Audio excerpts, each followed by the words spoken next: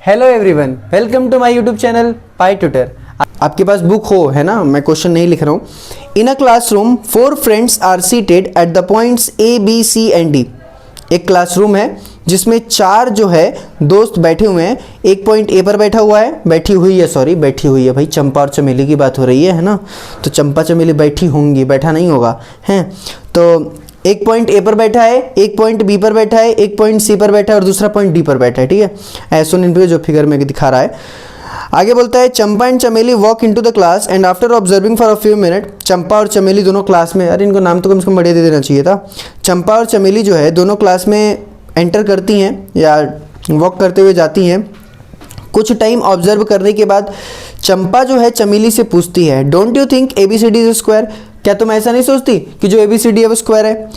चमेली डिसएग्रीज, तो चमेली जो उसकी बात से असहमत हो जाती है ना, मतलब उसकी बात को वो कहती नहीं, ऐसा तो नहीं, मैं नहीं सोचती, ऐसा मैं नहीं मानती। यूजिंग डिस्टेंस फार्मूला, आपको डिस्टेंस फार्मूला यूज़ करना है और आपको बताना है कि उनमें से कौन सही था। भाई चंपा सही है कि चमेली सही है? यदि चमेली सही है तो चमेली को बोल देना सही है, यदि चंपा सही है तो चंपा सही है। लेकिन देखो, हम ये बताएं कि चंपा सही है या चमेली सही है, कोई सी भी सही हो, लेकिन हमें सबसे पहले ये तो पता होना चाहिए ना कि जिस हम क्वाड्रिलेटरल की बात कर रहे हैं क्या उसके वर्टिसेस हमारे पास हैं या फिर क्या उसके कोऑर्डिनेट हमारे पास हैं। बिना कोऑर्डिनेट के तो हम बता ही नहीं पाएंगे कि वो क्वाड्रिलेटरल कैसा है, स्क्वायर है कि क्या है ना। तो सबसे पहले हम क्या करेंगे, यहाँ पर पॉइंट्स के A B C D के कोऑर्डिनेट्स निकालेंगे। तो सबसे पहले मैं A का कोऑर्डिनेट निकालता हूँ। तो आपको दिख रहा होगा कि जो यहाँ पर A है, ये हॉरिजॉन्टल लाइन जो होती है, जो ऐसे लाइन बनी हुई है, यहाँ पर आपको दिख रहा होगा जो A ये पहले नंबर से है, तो यहाँ पर y की वैल्यू कितनी है 1, और छठे नंबर पे इस लाइन पर, छठे नंबर पे, तो यहाँ पे क्या हो जाएगा 6,1 जो है ये दूसरा पॉइंट हो जाए। तो मैं यहाँ पर लिख लेता हूँ कि पॉइंट्स आर, जो पॉइंट्स हैं वो क्या क्या है, पॉइंट्स आर, जो A पॉइंट है उसका कोऑर्डिनेट है 3,4 और जो B पॉइंट है उसका कोऑर्डिनेट है 6,1। सॉरी, ये आपका D है, क्या है D। उसके बाद से जो C पॉइंट है, C में आपको दिखा होगा कि इस वाले लाइन पर, इस वाले हॉरिजॉन्टल लाइन पर ये 9th नंबर पे है, यानी कि यहाँ पर x की जो वैल्यू है वो 9 है और जो y की वैल्यू है वो 4 है, ठीक है। और जो B है वो उसको देख लेते हैं। B सबसे टॉप पर है, ये x एक्सिस पर छठे नंबर पे है, 6th लाइन पे, और जो y पे ये 7th पे है, ठीक है। तो हमारे पास ये पॉइंट्स है। अब चंपा सही है कि चमेली सही है वो हमें बताना हो, उससे पहले हम क्या करेंगे, सबके बीच में डिस्टेंस बताएंगे। भाई देखो, अगर मुझे ये बताना है कि जो क्वाड्रिलेटरल है या जो ये वर्टिसेस हैं, मतलब चंपा या चमेली दोनों में से कोई भी सही हो, तो वो तो पहली तो बात स्क्वायर की कर रहे हैं ना। तो यदि वो स्क्वायर की बात कर रहे हैं तो मुझे ये पता होना चाहिए कि जो स्क्वायर होता है उसका जो एक तरीके से प्रॉपर्टी होता है वो क्या होता है, ठीक है। तो मैं एक काम करता हूं, मैं सबसे पहले क्या करूंगा, मैं इस क्वेश्चन में निकालूंगा सबके डिस्टेंस, यानी कि मैं AB की लेंथ निकालूंगा, मैं BC की लेंथ निकालूंगा, मैं CD की लेंथ निकालूंगा और मैं फिर AD की लेंथ निकालूंगा। यदि सभी आपस में बराबर आ गए तो हम कहेंगे कि जो ये क्वाड्रिलेटरल है, चांसेस हैं कि ये स्क्वायर है, सारे साइड बराबर आ गए तो। लेकिन फंडा यहां पर एक और है, यदि सारे साइड आपस में बराबर आ गए तो यहां पे 2 चांसेस है। पहला, या तो ये रोम्बस होगा, नहीं तो ये क्या होगा, स्क्वायर।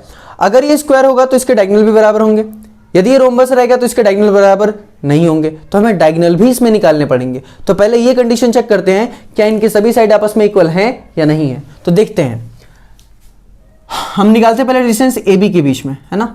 तो पहले मैं A पॉइंट को लिख लेता हूं, A है 3,4 और जो B है वो है आपका 6,7। तो देखना यहां पर AB इज इक्वल टू होगा under root x2 minus x1, मैं इसको मान लेता हूं x1, इसको मान लेता हूं y1, इसको x2 और इसको y2, है ना।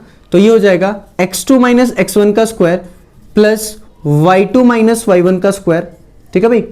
तो यहां पर मैं निकालूंगा इसको, तो चेक करना x2 minus x1 that is 6 minus 3 का square plus y2 minus y1 यानी कि 7 माइनस 4 का स्क्वायर, हाँ या ना।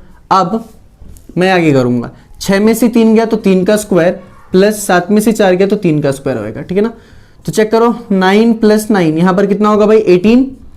और अभी मैंने आपको लास्ट वीडियो में बताया था इसकी ट्रिक क्या, कि यहां से 9 का आपको पता है स्क्वायर रूट कितना होता है, 3 होता है ना। तो आप 3 को बाहर निकाल लो, यहां से एक बार 3 बाहर होगा, एक बार यहां से, और दोनों जगह क्या बच गए होंगे 1, तो 1 प्लस 1 कितना होगा 2, आंसर आ गया।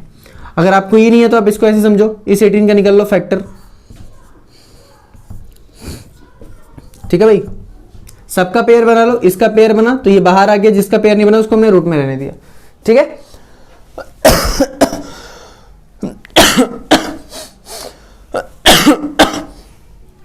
सॉरी भाई, कभी तुम बुरा मान जाओ, खांसी के लिए भी है। अब एक काम करते हैं, BC निकालते हैं। क्या निकालते हैं? BC। तो चलो आ निकालते हैं BC, है ना। BC क्या है? अब मैं यहीं से कर देता हूं, है ना।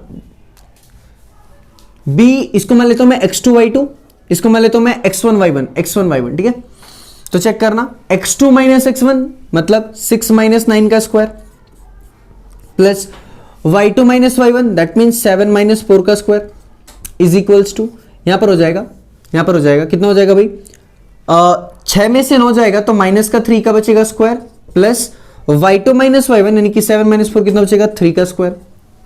ठीक है भाई, तो इसको मैं रफ कर देता हूं और इस वाले पार्ट को मैं ना यहां लिख देता हूं ताकि आपको चमकता रहे।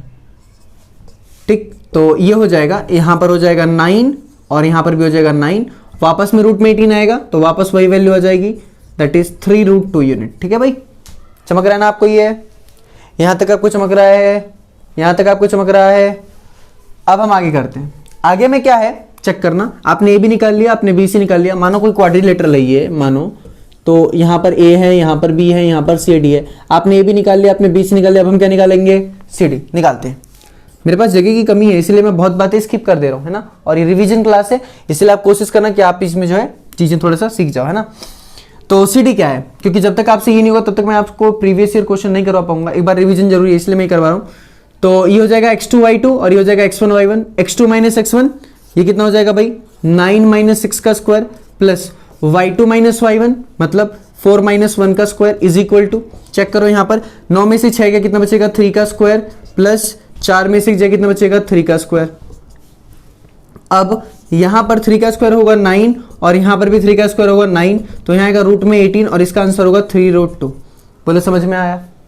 ठीक है, अगली बात करते हैं भाई सीडी के बाद से हम बात करेंगे, सीडी के बाद से हम बात करेंगे किनकी? चलो बात करते हैं अगली। सीडी निकल गया, अब हम निकालेंगे एडी। क्या निकालेंगे? एडी। अब एडी क्या होगा चेक करो। मान लेते हैं कि x1y1 या x2y2 है, तो भाई फॉर्मूला होता है x2 माइनस x1 मतलब 6 माइनस 3 का square, plus y2 minus y1 मतलब 1 माइनस 4 का स्क्वायर इज इक्वल टू, यहां पर निकालो 6 में से 3 जाए कितना बचेगा? 3 का square, plus y2 minus y1 यानी कि माइनस 3 का स्क्वायर। चेक करो दोबारा से कितना आएगा? 9 प्लस 9। अरे भाई 3 का स्क्वायर कितना होगा? 9। मैंने कई बार देखा है कि माइनस 3 का स्क्वायर किसी बच्चे से पूछो तो ये कहता है कि सर ये होगा माइनस का 9। भाई ऐसा नहीं होता है, आप इस बात को समझ जाओ कि यदि मैं माइनस 3 की मल्टीप्लाई 2 बार करूंगा तो ऑब्वियस सी बात है कि माइनस माइनस क्या होगा? प्लस, और 3 3 जा 9। ठीक है ना। सो बात ये है यहाँ पर, तो मैं क्या करूंगा अब यहाँ पर, ये कहने का मतलब ये था कि आप यहाँ पे माइनस नहीं लिखना जब कभी भी स्क्वायर होता है। तो अब यहाँ पर कितना है? रूट में 18, कितना है? 18। इसको सॉल्व करो, वापस यही आएगा 3√2। अब हमने ये पता कर लिया कि सभी साइड आपस में बराबर है, तो अब यहाँ पे दो केस अराइज हुए। पहला केस ये कि हो सकता है कि जो क्वाड्रिलेटरल है वो रोम्बस हो सकता है ये स्क्वायर हो। अगर ये स्क्वायर होगा तो इसके जो डायगोनल्स होंगे वो भी बराबर होंगे। अब डायगोनल्स क्या होते हैं? सपोज करो दिस इज योर स्क्वायर। हाँ, अगर ये आपका स्क्वायर है तो मैं क्या करूंगा? अगर मैं इस कोने को और इस कोने को ज्वाइन कर दूं और मैं इस कोने को और इस कोने को ज्वाइन कर दूं तो ये दोनों के दोनों डायगोनल्स होंगे। क्या होंगे? डायगोनल्स। ठीक है भाई, तो डायगोनल्स अगर मैं यहां से बात करूं तो एक होगा AC और दूसरा होगा BD। तो मैं सबसे पहले यहां पर AC निकालता हूं। क्या निकालूंगा मैं? AC है। चलो देखो AC ये होगा आपका x2y2 और ये होगा आपका x1 और y1। ठीक है भाई, x2 माइनस x1 चेक करो। x2 माइनस x1 बेटा ये देखो x2 माइनस x1 यानी कि 3 का square, y2 minus y1 that is y2 minus y1 यानी कि 4 माइनस 4 का स्क्वायर। ठीक है भाई, अब देखो यदि 9 में से 3 माइनस करोगे आप तो बचेगा 6 का स्क्वायर, प्लस 4 में से 4 जाए कितना बचेगा? 0 का स्क्वायर। तो यहां होगा 6 का स्क्वायर होगा 36 और प्लस का 0, ये रूट में ही रहेगा भाई। यहां पे रूट है भाई, यहां पे रूट है, रूट हटा नहीं है। अब 36 का स्क्वायर रूट कितना होता है? 6 यूनिट।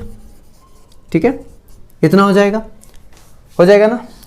अब मैं ये आपको ये वाला पोर्शन आपको चमक रहा है, ये वाला पोर्शन सबसे नीचे वाला चमक रहा है। तो मैं काम कर मैंने क्या करा है यहाँ पर मैंने AC निकाल लिया है। अब मैं निकालूंगा क्या? मैं निकालूंगा BD। तो BD को मैं यहां कर देता हूं। ठीक है, BD चेक करो, BD देखते हैं। जगह के अभाव में करना पड़ रहा है तो कर देते, कोई दिक्कत नहीं। देखो BD क्या है हमारे पास? ये है b और ये है हमारे पास d। इसको मान लो x2 y2, इसको मान लो x1 y1। तो x2 माइनस x1 मतलब 6 माइनस 6 का square, plus y2 minus y1 मतलब 7 माइनस 1 का स्क्वायर, 7 माइनस 1 का स्क्वायर इज इक्वल टू, यहाँ होगा 6 में से 6 जाएगा 0 का स्क्वायर होगा, और 7 में 6 जाएगा 6 का स्क्वायर होगा, और 6 का स्क्वायर वापस आपको क्या देगा रिजल्ट, 6 यूनिट। कितना होगा, 6 यूनिट। तो हम यहाँ पे चेक कर पा रहे हैं कि सारी साइड भी आपस में बराबर है और दोनों डायगोनल आपस में बराबर है। तो हम कहेंगे if all sides are equal and diagonals, 4 side लिख लेना आप, if all 4 sides are equal and diagonals are also equal, then यहाँ लिख देता हूँ मैं, then quadrilateral is a square। तो quadrilateral क्या होता है भाई, एक स्क्वायर होता है। क्या होता है, एक स्क्वायर। ठीक है, सो ये जो क्वाड्रिलेटरल एक स्क्वायर है, यानी कि उनमें सही कौन है। देखो भाई चंपा सही है, क्योंकि चंपा ने ही चमेली से पूछा था कि बताओ ये स्क्वायर है कि नहीं है ना। तो चमेली डिसएग्री हुई थी ना, तो यानी कि चंपा जो है सही। तो हम बोल देंगे कि हेंस चंपा इज करेक्ट। ठीक है।